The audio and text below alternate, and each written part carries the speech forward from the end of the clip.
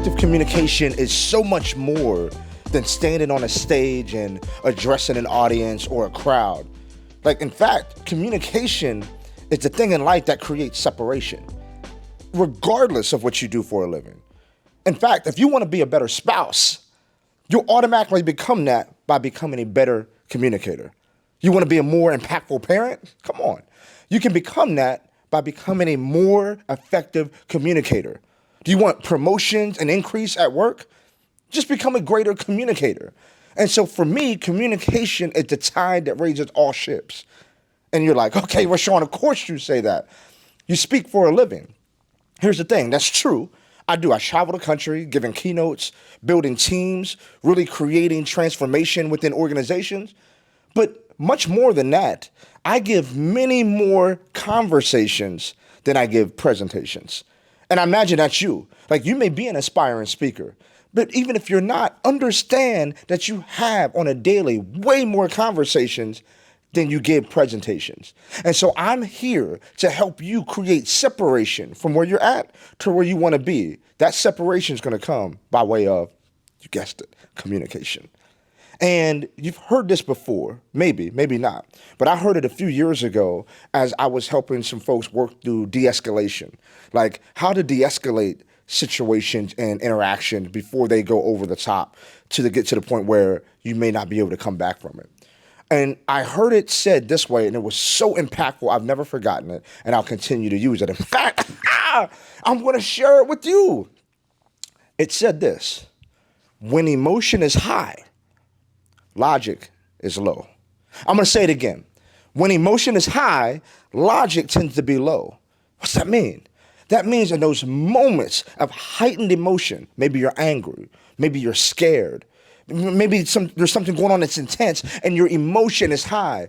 From a neurological perspective, your brain doesn't process logic at the same level it does when your emotion is low, right? So, it's been said, when your heart's broken, your head doesn't work.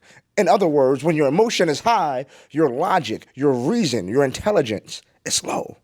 And so what we need to learn how to do as communicators, if we're going to be effective in our places of work, if we're going to be effective at home, we're going to be effective in our businesses, we need to learn how to bring down the emotion so that logic can take the driver's seat. And so I have a system, a formula, if you will, that I've shared with folks that I know is going to be super impactful. So do me a favor, grab a pen and a pad, go to the notes section as you're watching this video of your phone and make sure you take this down, because I know it's something that could change the game for you as a communicator, help you be more impactful, more influential. They help you get those promotions, those things that you want. And so this is a system to use in those moments of heightened emotion, in those moments where maybe you become been offended, and now you want to respond a certain way. This is the system that's going to change the game for you. I call it pivot. I call it pivot. Pivoting out of something that could be very detrimental to your character, very detrimental to your career, to your relationships. How do we pivot and respond in a way that brings value and enhances the situation, that edifies, not crucifies? So I call it pivot. It's an acronym, P-I-V-O-T, pivot. We're going to pivot and we're going to create the necessary movement that we want in the direction in which we want to go in. And so the P stands for this. Is you're having an interaction. It could be with the spouse, could be with the friend, could be with the colleague, could be with the boss, you name it. And now emotion is high. You want to say something and you don't know if it's the right thing to say, but you want to get it off your chest. I don't want you to do that. I want you to do this. Use the P. Pause. Pause. Take a moment. There's neuroscientific benefits to pausing. That's why when we were kids, they would say, when you get angry, you should count to 10. Nothing made me more mad than trying to count to 10, but there was a reason for that. It's because my emotion was elevated, and counting to 10 is enough response time to lower my emotion and allow my logic to increase. So that's what the P does, that pause. When you feel offended, when you feel agitated, when you feel angry, when that fuse is almost to its end, I need you to pause. Pause for a moment. 3 deep breaths. Do it with me. Come on.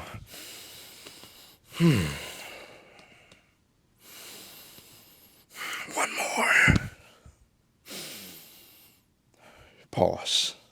And now that you've paused, I want you to move to the next letter in the pivot acronym, the I. I want you to inquire. I want you to inquire with the person that you're communicating with, not to get your point across, but to gain understanding. Communicators understand that the greatest thing you can do as a communicator is listen and seek to understand. So after you've paused and now logic is in the driver's seat, I want you to inquire. Meaning, ask the person, this is what I heard you say. Is what I heard you say actually what you meant to say? It's a game changer. It's a game changer. Talking about just speaking like in terms of enhancing and increasing my marriage, inquiring, hey, babe, what I heard is this. Is that what you meant to say? Because 8.5 times out of 10, she didn't even mean to say what I heard. She had said something completely different, but for whatever reason, because I was frustrated, because I was insecure, because I already had some energy, I filtered it through a negative filter. And I heard her say something she didn't say. I inquired. And just that right there can diffuse a situation by understanding how to inquire and just make sure that the person said what you heard them say, because sometimes, a lot of times, when you're angry, you heard it incorrectly. But let's say they did mean it. Because there are times I've meant to say some things that I shouldn't say. There's been instances where I wanted to hurt someone's feelings. And I did say some things that I shouldn't have said. And so had they inquired, I would have been like, bet, absolutely, I meant that. But this is where you take back control of that conversation. This is where you don't react. This is where you respond and cooler heads, calmer heads prevail, and you go to the next level. Because I paused. I have now inquired. Let me take a sip of tea before I get this one to you. Oh, this is a game changer. V, you want to be vulnerable. Oh, my goodness. Isn't that like the last thing we want to do? Like when we are in a scuffle, a verbal disagreement, the last thing we want to do is open ourselves up. We want to be defensive. I want to guard myself. I want to react. I want to protect myself. But high-level communicators understand the power of vulnerability. That's what the V stands for in Pivot. Can you be vulnerable? Can you say, okay, hey, I heard what you said and you meant that. Let me explain to you. Let me tell you how that made me feel. Feel the F word. I don't love it all the time, I promise. Like I'm sitting with my therapist working through things that I feel. But I'm telling you, there's not anything weak about vulnerability. On the contrary, there's power. There's true power and strength and vulnerability.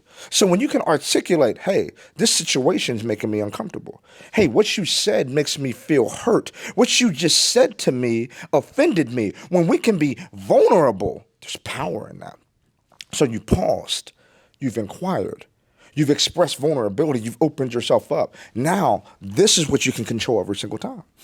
The O, being outcome focused.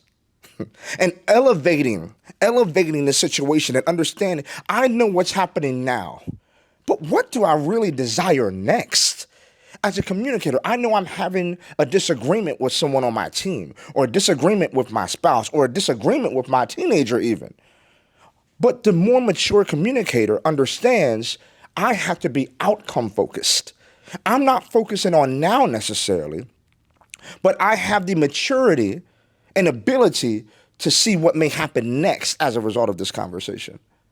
And when you're outcome focused, you protect the now, understanding what you desire next.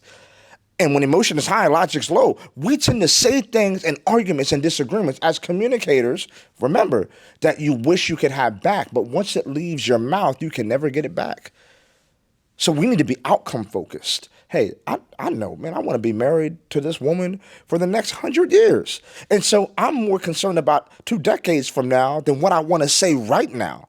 Hey, I love this place. I love this job that I have, if that's you. Or, hey, man, I really love these people in my life, or I value my kids and I want to speak life into them. I am more concerned with the outcome than I am the situation right now. So I will move accordingly.